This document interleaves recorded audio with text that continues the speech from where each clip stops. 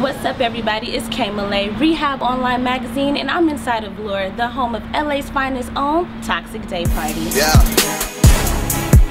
Ay. Yeah. Ay. Yeah. Boys. Yeah. Hold on, hold on. Hold on. We them boys. Hold on. We them boys. Hold on, hold on, hold on. We making noise. Hold on. Hold on. Hold on, hold on, hold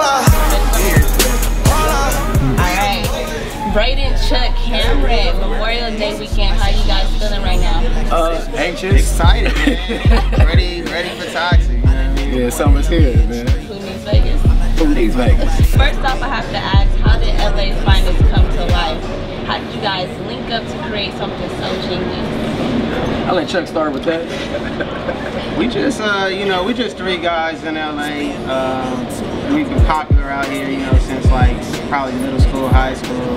We've been knowing each other since then, and we just kind of found a way to capitalize off of knowing people. And that came into the form of throwing parties, and it's just been growing ever since then.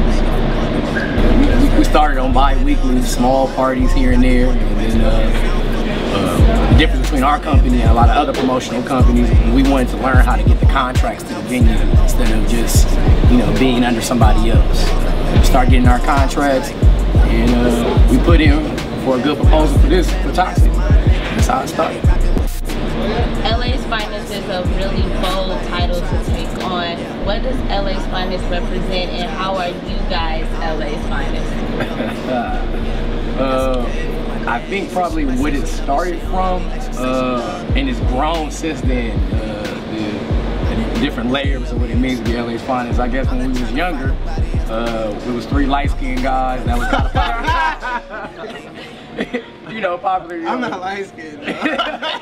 I'm not light-skinned. Brown, caramel macchiato. Nah, but we embody, three guys that come from the other side of the 10 freeway.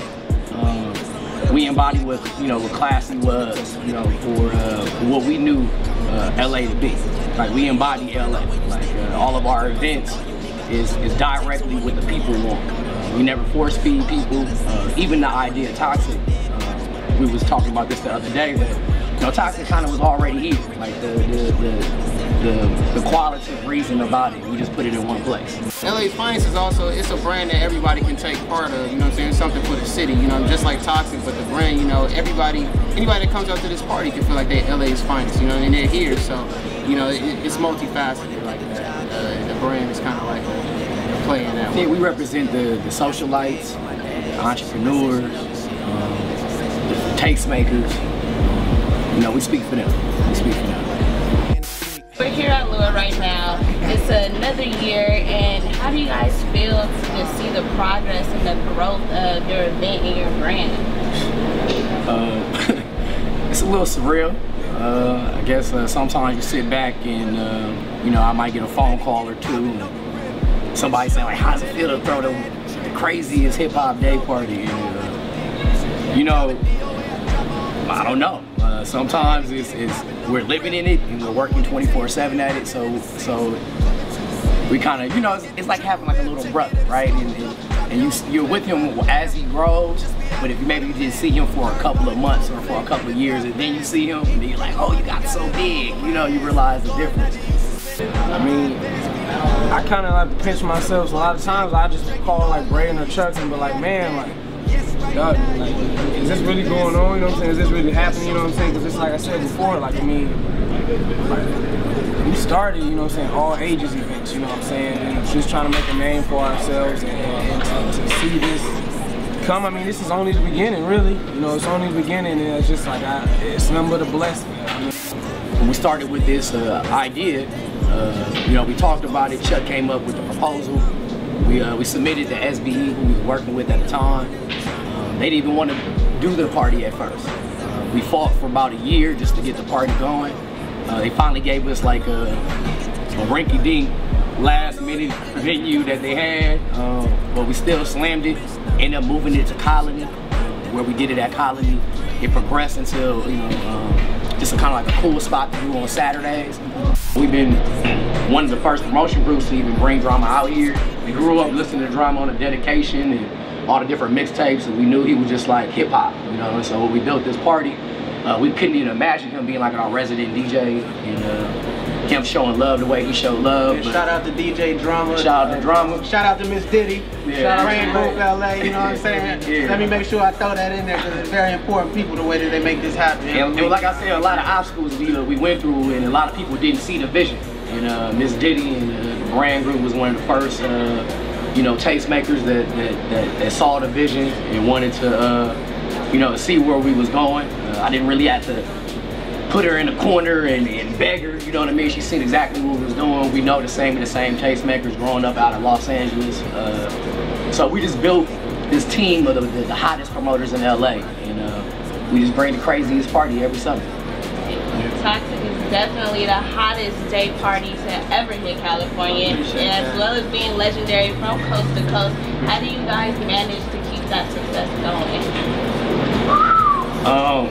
It's organic, right? So consistently it's evolving. So one thing about us is that you know, we kind of bounce ideas off each other a lot. So it's a good mixture. We all got different personalities.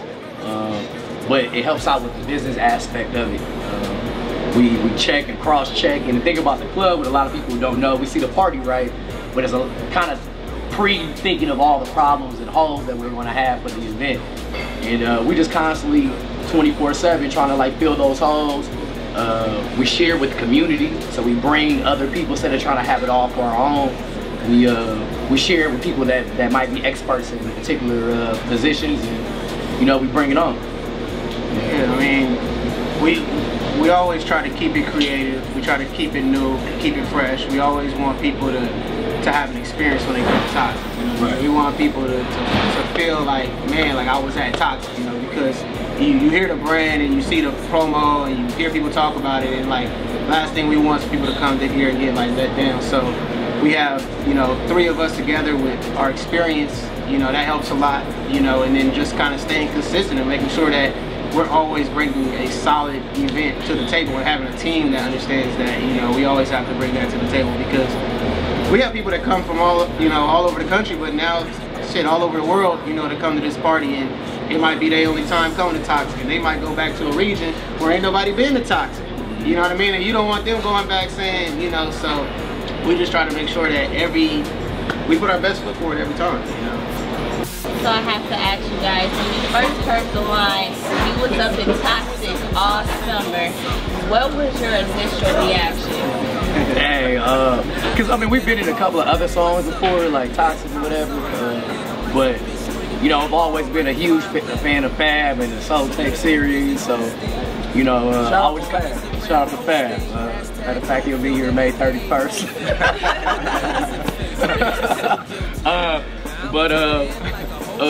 You know, like always been a fan of Fab, so I was anxious to just listen to the Soul Tape 3. So you know, when I downloaded it, got a chance to go through the album, and I just heard it through the speakers. You know what I mean? It's just really like a kid at a candy store. You really can't, you know, fathom the feeling that that's this hip hop guy that I used to listen to, Ghetto Fabulous, when I used to wear the J's and the 23, and he, you know, he understands the vision. I think a lot of these hip hop guys and now a lot of brands, they understand the brand. So I thought the song was right. It was right on time. Yeah, it was right on time. It was right on time. Yeah, well, we did our first Toxic outside of LA. We did it in New York with the Super Bowl.